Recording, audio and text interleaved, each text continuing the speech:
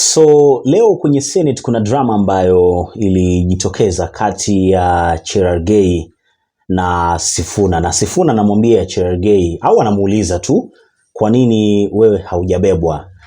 Ikanikumbusha nyuma kidogo. Kuna kipindi nilimuona Cherargei kama kuvurutana hivi, alikuwa anavurutana na Kipchumba Murkomen na akajaribu kuzungumza mambo mengi kuhusu Murkomen na pesa na vitu kama. I think issue iliendaga mpaka kotini na kumbuka vizuri sana, na hakuachia hapo.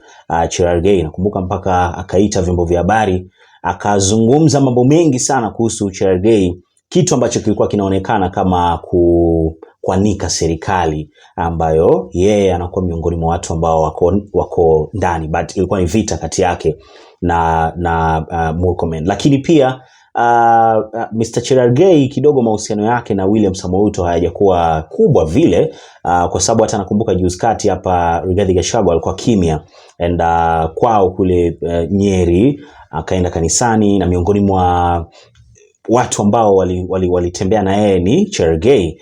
Unakumbuka vizuri Cherargei ni wa Rift Valley, sio Mount Kenya. So yeye alihudhuria, I think yeye ndo kiongozi pekee kutoka Rift Valley alikuwa pale, senator. So yeye alikuwa pale, and mambo yakawa mengi, kwa nini ameenda wakati kuna utofauti kati ya William Samoei Ruto na Rigathi Gachagua na mambo kama hayo. So mwisho siku someone like Cherargei ukimwangalia vizuri utagundua kwamba sio mtu ambaye naweza nikasema kwamba yuko kindani hivyo Kenya Kwanza. Mostly mimi huwa na feel anaachwa nje kidogo, na ndio maana utamkuta everywhere. Utamkuta sometimes anakuwa opposition kidogo, anakuwa kwenye serikali kidogo, and ni mtu ambaye aliamua kukaa hapa katikati. Anyway, I think drama hii hapo unatakiwa kuiona kati ya not Sakaja but Sifuna na Cherargei kwenye Senate.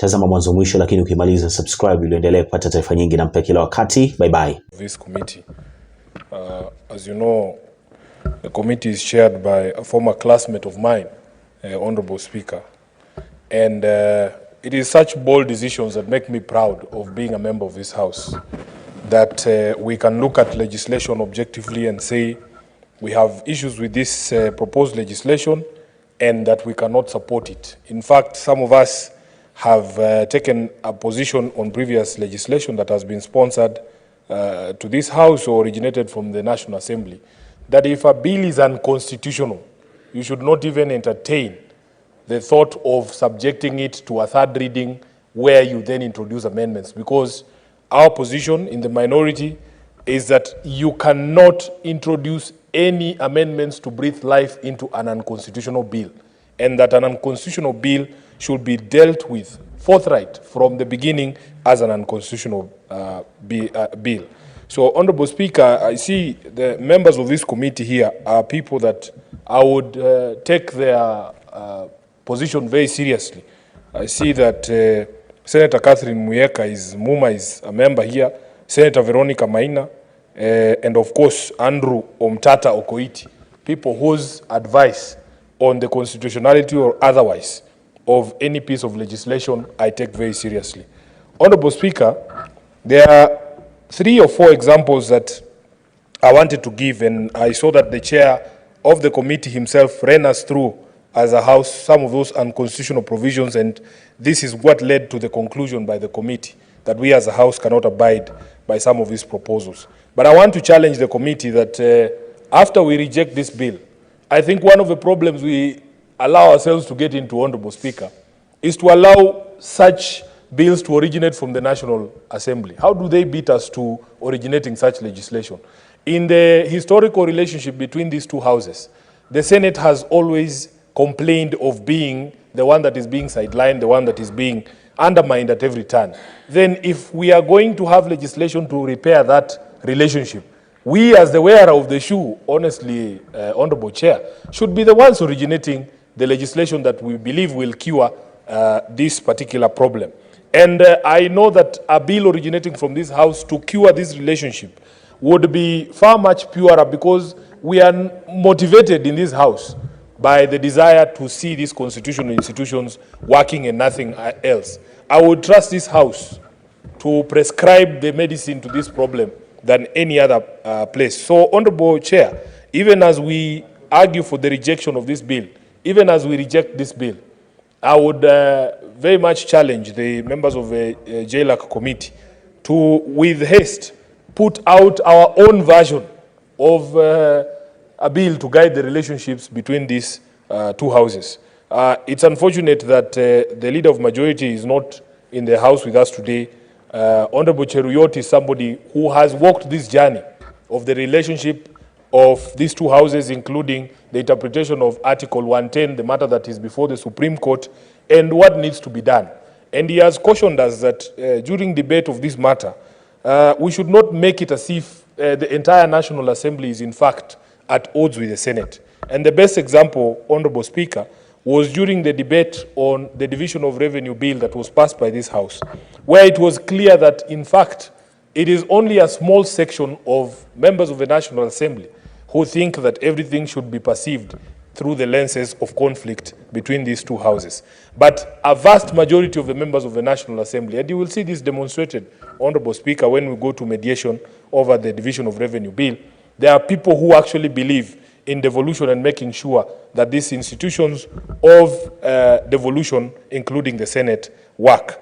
Honorable Speaker, as you yourself or the chair of the committee rightfully pointed out, if you look at a provision such as the one that you referred to, or the chair referred to, relating to when a dispute can be said to have arisen or when it needs to be dealt with in accordance to Article 110(3).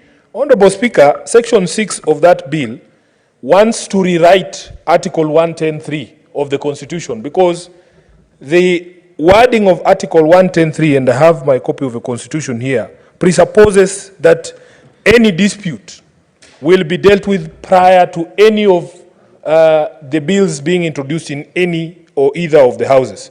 But what Section 6 of the bill proposes to do is to rewrite that to mean a bill can actually go before the House and undergo the first reading, but then to move the time frame at which point we can raise objection to that bill or declare a dispute under Article 110(3) to just before the second reading of the bill.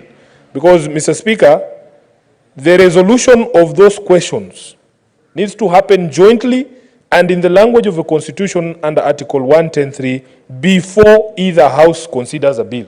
Now, I don't know what the National Assembly defines consideration as, or when consideration of a bill begins. But surely, Honorable Speaker, by the time you are introducing a bill at the first reading, that is consideration of the bill, and all matters must have been resolved before that is done. Secondly, Honorable Speaker, you yourself have made reference, and honorable colleagues who have spoken before me, to the provisions of Section 19(6) of the bill on the question of public participation.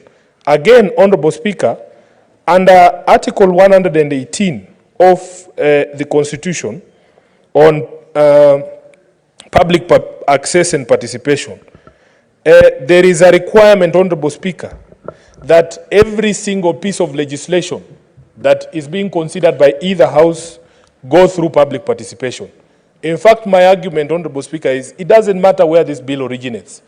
If a bill is introduced into this House from the National Assembly, my thinking is that as far as the Senate is concerned, as far as the Senate as a legislative body is concerned, that is the first time we are interacting with that bill, and therefore a key component of our consideration and passage of that bill is public participation, so that we as a House can never have an excuse to abdicate that responsibility and go through a bill or any proposal before this House without subjecting it to the constitutional requirement of public participation. When Senator Maanzo was speaking, he made reference to the housing bill that was introduced from the National Assembly as well. And Honorable Speaker, the Hansard will bear me witness that we in the minority... Senator Sifuna, just hold. Senator Karen,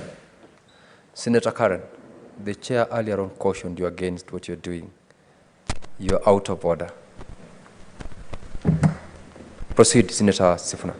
Honorable Speaker, I was saying that if you look at the Hansard, we in the minority, during debate on the housing bill, were of the opinion that, in fact, because housing is a devolved function, because it is a legislative mandate of this House to deal with questions of housing, we needed to subject that bill to our own independent public participation to find out the views of Kenyans, Honorable Speaker.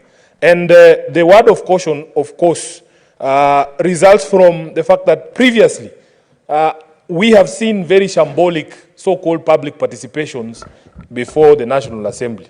And in fact, Mr. Speaker, one of our biggest shame as a nation was where public participation is conducted on a bill before the National Assembly, specifically the Finance Bill of 2023. 99% of the people appear before the committee, relevant committee, and oppose the provisions of that bill. And in the end, all of those proposals, all of those suggestions from ordinary Kenyans, from the Kenya Association of Manufacturers, from... Thank you, Mr. Speaker, sir. Senator Sifuna. Mr. Speaker, first of all, I'm aware that the entire government is in the US. So I was looking across the aisle and seeing some of the most vociferous defenders of this government. I thought they would be on this trip, but they are here celebrating International Tea Day with us. This should be a clear lesson that shouting horse from the other side will not endear you to the presidency, Mr. Speaker. Number two, I'm a bit confused, Mr. Speaker, on this International Tea Day. Should it be... Point of order, Senator-Cherargei. Mr. Speaker, you cannot allow Senator Sifuna to be cantankerous. Mr. Speaker, under Section 105, Parliament and Senate Mwaso is an independent arm of government. The trip, Mr. Speaker, is undertaken by the National Executive. Is it in order to try and cast aspersions by indicating that any trip that is taken outside Parliament or outside by the executive should be taken with parliamentarians? Yet we have our own budget and we are independent arm of government. Is he making it in good faith, Mr. Speaker? Or is jealousy that he was left out of the trip? Can he be clear? Senate. Honorable Speaker, I want members of this House to reflect on their own standing. When you are only invited to trips to the goat auction in Mogosho, but others are taken to the US, you should reflect on your standing within your own party. Mr. Speaker, the second point I wanted clarity on is whether in celebrating this International Tea Day, we are celebrating the growers or the drinkers. Because if it is the drinkers of tea, that debate should be properly anchored by Senator Osotsi from Vihiga and myself as the leading Luhya leaders in this House, who are known to be the highest consumers of this product. I don't know what Cherargei knows about tea more than Senator Osotsi, because Osotsi both grows the tea and drinks tea heavily, Honorable Speaker. So my concern really is that clarity. Maybe the maker of that statement can tell us, are we celebrating the drinkers or the growers? Thirdly, Honorable Speaker, I was a bit surprised hearing the head of state speak the other day, and he said that he is not aware of any Kenyan tea brand. I have grown up drinking Ketepa, knowing this is Kenyan tea. I would like some clarity on these matters from the maker of this statement, Honorable Speaker. Does Kenya have a Kenyan brand of tea? What is this I've been drinking? Is Ketepa from Sri Lanka? Honorable Speaker, finally, I want to encourage the leadership of the areas, Nandi and even Bomet, where this tea is grown, to also reflect on the resolution of the disputes that we have seen, especially regarding foreign companies that have been holding land in those areas and have been growing tea all these years. At the beginning of this term of Parliament, there were very serious incidents in Bomet and in Nandi, where even people lost their lives and machinery was destroyed, property of immense value was destroyed. Honorable Speaker, we never hear from Cherargei how that matter was resolved. In fact, the protests there were more violent, and we didn't see the sort of police action being taken on people in Nandi and people in Bomet who are burning property and destroying property owned by these companies, Honorable Speaker. So as we celebrate this International Tea Day, please let us reflect on all these matters so that we as a country can protect this very key source of foreign exchange and this industry that employs thousands of Kenyans. I thank you, Honorable Speaker.